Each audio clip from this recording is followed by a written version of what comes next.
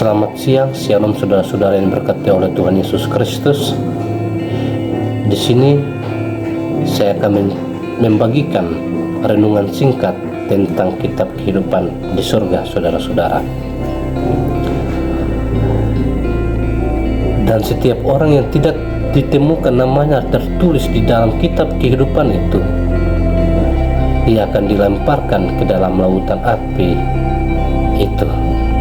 Wahyu 20 ayat 15. Saudara-saudara yang diberkati oleh Tuhan Yesus Kristus, pasti seringkali kita bertanya dalam hati, mengapa orang-orang di luar Tuhan sepertinya hidup mereka aman-aman saja, sepertinya tidak ada masalah, meski hidup mereka hidup dalam kedagingan atau hawa nafsu, saudara-saudara. Sedangkan kita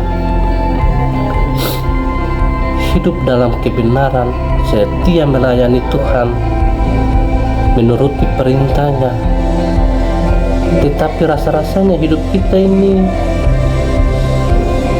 sia-sia, saudara-saudara.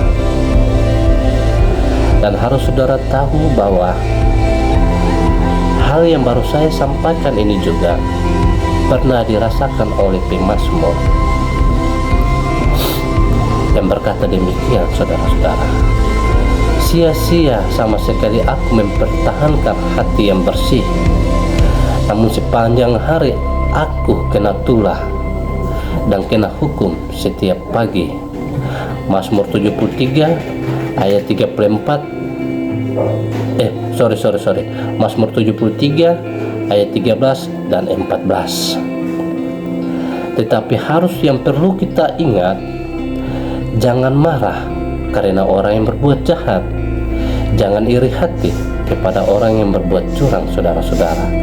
Mazmur 37 ayat 1. Saudara-saudara yang diberkati oleh Tuhan Yesus Kristus, sesungguhnya tidak ada kata sia-sia hidup dalam kebenaran, karena segala sesuatu yang kita lakukan untuk Tuhan dan juga sesama, semuanya itu ada dalam pengawasan Tuhan. Secara detail dicatat dan diperhitungkan oleh Tuhan, saudara-saudara. Secara terperinci Tuhan mencatatnya dalam sebuah buku yang disebut kitab kehidupan, saudara-saudara.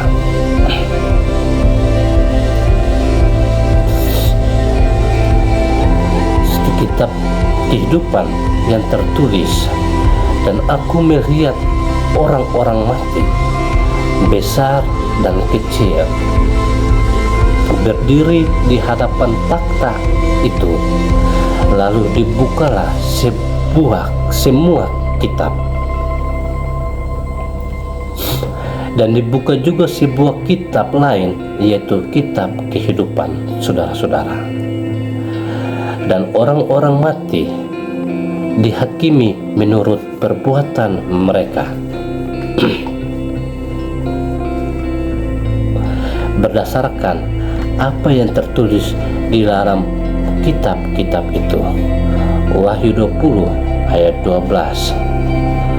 Bukan saja dicatat di dalam kitab kehidupan, namun segala perbuatan yang kita lakukan di bumi ini juga akan mendapat upah dan pahala yang setimpal dengan kita, saudara-saudara. Kepada jemaat di Galatia, Rasul Paulus mengingatkan bahwa apa yang ditabur orang itu juga yang akan dituainya.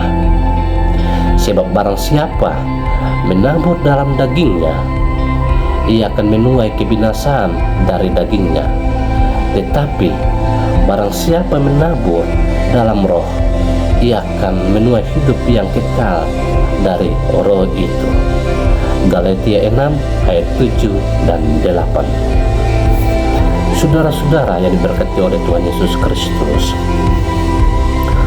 oleh karena itu, selama kita masih hidup di dunia ini dan memiliki banyak kesempatan, janganlah kita jemu-jemu berbuat baik, karena apabila sudah datang waktunya, kita akan menuai jika kita tidak menjadi lemah, saudara-saudara. Saudara juga bisa baca Galatia 6 ayat 9. Saudara-saudara yang diberkati oleh Tuhan Yesus Kristus, di sini saya mengingatkan kita semua, baik saudara maupun saya, jangan tunda-tunda waktu lagi, saudara-saudara, sebelum semuanya terlambat dan masih menjadi bubur, karena waktu terus berjalan maju dan kita tidak bisa memutarnya kembali, saudara-saudara. Alangkah tragisnya hidup ini jika ternyata nama kita kelak tidak tercatat dalam kitab kehidupan. Apalagi saat ini, nanti kita sudah tidak bisa memperbaiki keadaan kita. Kita patut bersyukur bila saat ini kita masih diingatkan. Tidak perlu takut dan putus asa, saudara-saudara. Justru hal ini menjadi pendorong bagi kita untuk mempersiapkan diri kita, mumpung masih ada kesempatan kepada kita, kepada saudara dan kepada saya. Marilah melakukan yang terbaik supaya nama kita juga tertulis pada kitab kehidupan itu. Jadi apapun yang kamu perbuat, perbuatlah itu dengan segenap hatimu, seperti untuk Tuhan dan untuk sesama.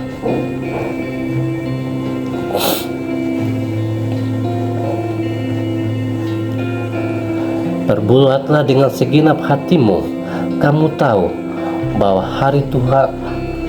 dari Tuhanlah kamu akan menerima bagian yang ditentukan bagimu sebagai upah, saudara-saudara. Kristus adalah Tuhan dan kamu adalah anaknya. Barang siapa berbuat kesalahan, ia akan menanggung kesalahannya itu, karena Tuhan tidak memandang orang. Kolose 3, saudara-saudara, ayat 23 sampai 25. Inilah langkah agar nama kita tercatat dalam kitab kehidupan. Poin yang pertama, saudara-saudara, 1. Percaya kepada Yesus Kristus. Sebab jika kamu mengaku dengan mulutmu bahwa Yesus adalah Tuhan dan percaya dalam hatimu, saudara-saudara, bahwa Allah telah membangkitkan Dia dari antara orang mati, maka kamu akan diselamatkan. Roma 10 ayat 9, saudara-saudara. Percaya kepada Yesus Kristus sebagai Tuhan dan Juru Selamat adalah langkah awal agar nama kita tercatat dalam kitab kehidupan itu, saudara-saudara. Karena keselamatan tidak ada di dalam siapapun juga selain di dalam Dia, sebab di bawah kolong langit ini tidak ada nama lain yang diberikan kepada manusia yang olehnya kita dapat diselamatkan, saudara-saudara. Kisah Para Rasul 4 ayat 12. Pemilik kitab kehidupan itu ialah Tuhan Yesus sendiri. Karena kitab kehidupan itu juga disebut kitab kehidupan dari anak domba Allah, yang adalah nama lain Tuhan Yesus Kristus. Jadi ialah yang menentukan siapa saja yang layak dan hidup di buku itu, saudara-saudara. Dan poin yang kedua, menjadi pelaku firman dan hidup menurut pimpinan Roh Kudus, saudara-saudara yang berkati oleh Tuhan. Percaya saya tidak cukup, saudara-saudara, tapi kita juga harus hidup dalam kebenaran dan menanggalkan manusia lama kita, saudara-saudara. Dengan karunia dan talenta yang ada, marilah kita mempersembahkan hidup kita untuk melayani Tuhan sampai akhir hidup kita. Jadilah saudara dan saya untuk melayani Tuhan dan mempertahankan hidup kita. Dan hidup kita tidak bercelah, tidak akan sia-sia, saudara-saudara, karena nama kita akan tertulis di dalam kitab kehidupan. Jadi yang perlu saya ingatkan kepada saudara dan saya sendiri bahwa marilah kita menanggalkan kehidupan lama kita, dan biarlah kita selalu diperbaharui, setiap hari diperbaharui oleh Roh Kudus. Untuk itu kita hidup tanpa Roh Kudus, maka hidup kita sia-sia, saudara-saudara. Minta Roh Kudus selalu pimpin kita supaya kita selalu melangkah di jalan yang selalu menuntun kita kepada kebenaran, saudara-saudara.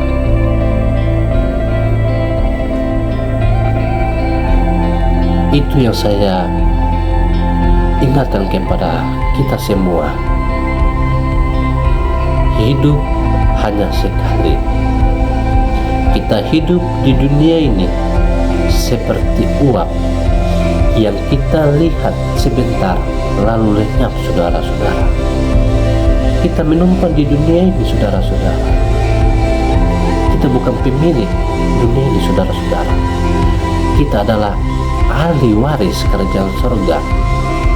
Untuk itu Tuhan masih memberikan nafas kehidupan bagi kita. Marilah kita sungguh-sungguh tekun untuk mencari Tuhan dengan sebaik-baik mungkin, dan biarlah kita selalu memberikan yang terbaik yang menyenangkan hati Tuhan, saudara-saudara. Saya juga, saudara-saudara, ini kejujuran dari hati saya. Saya ingin selalu memperbaiki kehidupan saya, saudara-saudara, karena saya berpikir bahwa hidupku ini sia-sia.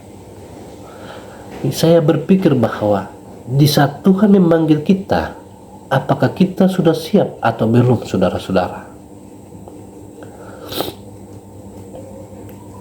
Rasul Paulus mengingatkan kita, marilah kita berlatih sebaik-baik mungkin untuk memperoleh mahkota kehidupan, dan kita akan bersama-sama dengan pencipta kita semua, dan kita akan memuliakan namanya setiap saat. Itu saja renungan singkat dari saya. Semoga renungan ini dapat mendorong kita semua untuk lebih percaya kepada Tuhan kita Yesus Kristus, Juru Selamat kita semua. Ini saja. Selamat siang, shalom, saudara-saudara yang diberkati oleh Tuhan Yesus Kristus. Sampai bertemu lagi di video berikutnya. Shalom.